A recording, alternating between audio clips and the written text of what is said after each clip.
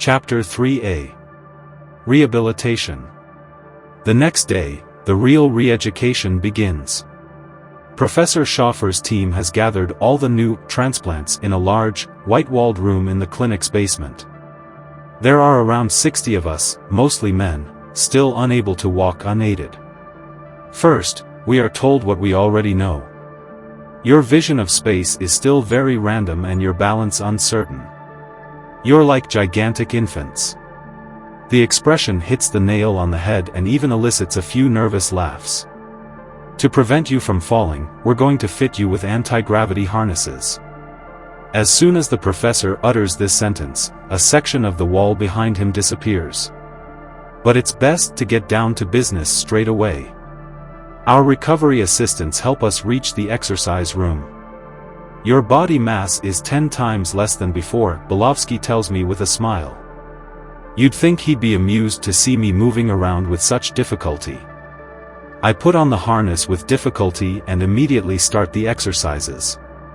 But I can't wait to get rid of this cumbersome apparatus. I want to pass the tests and get out of here as soon as possible. I want to see my family again. I miss Clara. I think about her every day. I haven't heard her voice in over a week. The hospital's draconian rules keep us cut off from the world. No contact with the outside world, even virtual, is tolerated. How will Clara react to my transplant? Will she find me changed? It's clear to me that everything will be different from now on. It's true that my nails, hair and body hair have grown back at an astonishing rate, and I've regained a completely normal appearance. But I've become a machine, a fucking machine, terribly efficient. It must be said that I paid the price. My transplant is very expensive. But my body is my work tool and I have to be at the cutting edge to earn money. From the authorities' point of view, ultimate evolution has only one aim: to make the latest techniques accessible to all, in order to offer mankind unfailing health and radiance. Vast fumistery. Our daily routine in the clinic is punctuated by training courses and other explanations about our new body. We have to get to know it, master it and discover all its evolutions, which for some are a new source of big profits. Indeed, this artificial envelope does more than just house and preserve our brains. It gives us the best possible interface to all possible applications.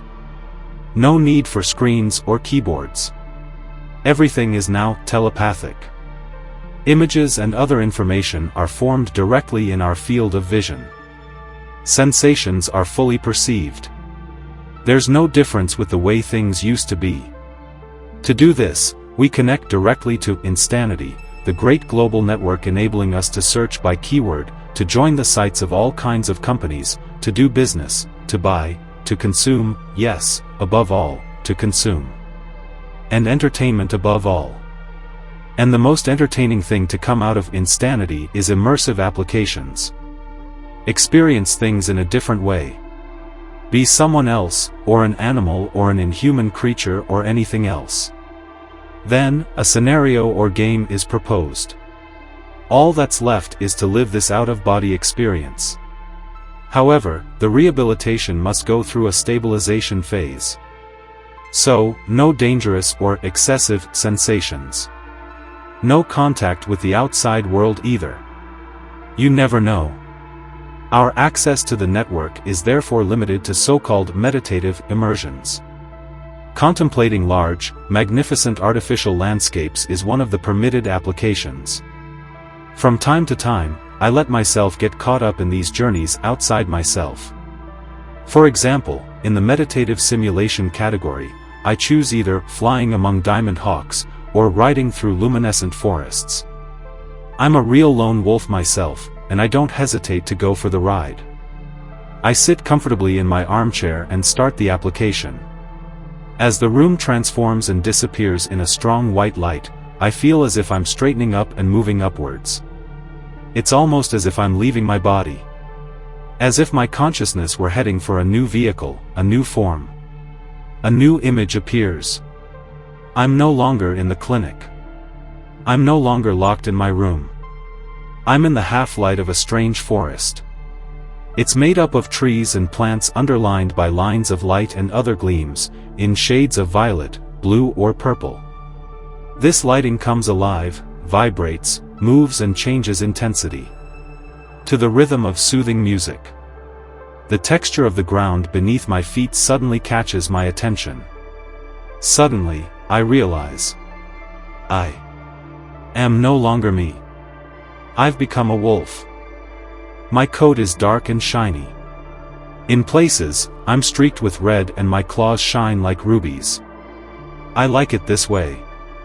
I take off, and my stride soon turns into a frantic race through majestic trees and other luminescent vegetation. Fine, shiny red particles escape from me. Particles. They float in the air, highlighting my path. My speed is dizzying, as I weave and leap from boulder to boulder with grace and power. I'm on the run, and on my right, howling announces the arrival of the pack. They catch up, overtake me, and I feel their invitation to follow.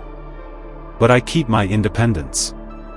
I choose solitude and continue my journey on my own. On my own. I keep running. I love the freshness of the air entering my mouth. I love the scents that fill my nose. All these smells speak to me. They tell me all about the forest. Who's been here, what's around me, what animals are hiding. Hiding not far from me. I'm intoxicated by the experience, and soon sink into bliss. During this waking dream, an illusion overwhelms me. I am free. I am the master of my destiny, my life, my choices. Above us, glittering hawks split the sky in an almost blinding radiance. Along the way, I come across the remains of ancient temples. Stone towers frame a gigantic courtyard. In places, immense crystals decorate this stronghold. Flashes of light pierce through the minerals, and at times, electric arcs make the scene even more spectacular. But my journey comes to an end. The program comes to an end. I leave as I came.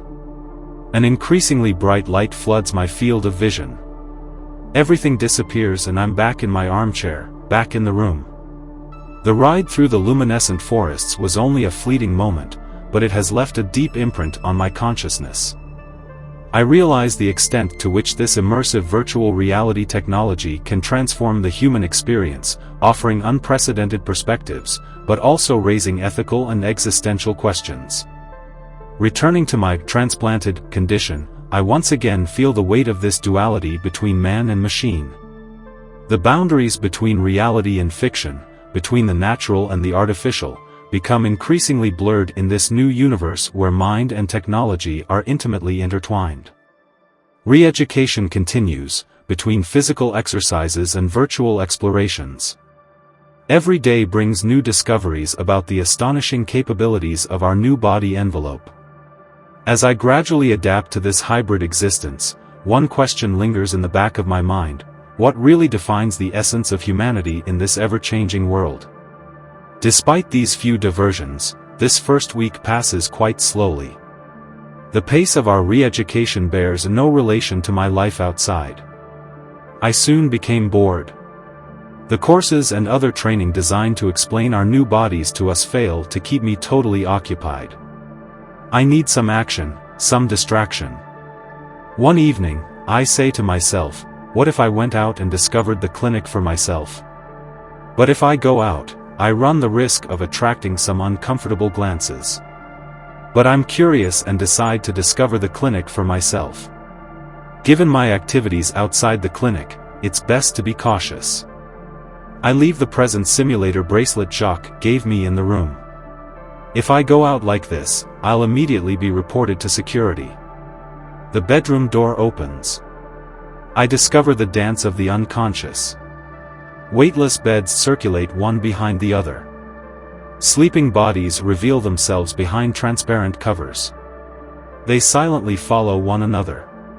Either directly to their respective rooms, or to a recovery room, or even to another operating theater. I move on and find myself at the first crossroads. On the wall in front of me, I discover the choices open to me. I head for the surgery. I make my way down the corridor as unobtrusively as possible. At the far end, lights signal the first operating theaters. But before that, several offices and other service rooms catch my eye. Shortly before one of them, strange sounds emerge. With every step I take, things become clearer. Sounds become sighs. Moans of pleasure, jerky breaths punctuate my steps. Presumably a love trio is in the midst of their lovemaking. I linger and listen. I can guess what's going on in this enclosed space. This is no ordinary couple, no duo, but rather a trio. Their embrace is intense. What I hear leaves no doubt. He's equipped with certain options designed to satisfy fantasies that only today's technology makes possible. Indeed, this man uses two limbs to satisfy his two partners. The pleasure becomes stronger and more intense. The ecstasy is powerful. The duration of this pleasure is also increased tenfold by the new body technique. The man and his partners use a new, highly fashionable function. The lion's pleasure. A sexual option that multiplies the duration, intensity, and number of ecstasies. Depending on the settings chosen, they may decide to reach climax 4, 5, or even 6 times in a row. But time passes and their lovemaking comes to an end. Their kisses mark the conclusion. I leave them there and turn around without being spotted. As I continue towards the operating theaters, a sign draws my attention. Secured area. Maximum surveillance level. It's best not to insist. I turn back. Now I'm heading for the clinic's lobby. As I move forward, a new corridor on the left precedes the clinic lobby. Someone approaches, and I stop, hoping he won't come towards me. Phew, he's heading in the right direction and hasn't seen me. As he passes, the airlock to the reception area opens wide. What I see suddenly freezes me. An entire state surveillance section enters the hall. A dozen soldiers in dark uniforms are greeted by the clinic's management. The officer doesn't even respond to the expressions of respect. I immediately turn back. After all, my room is a safe.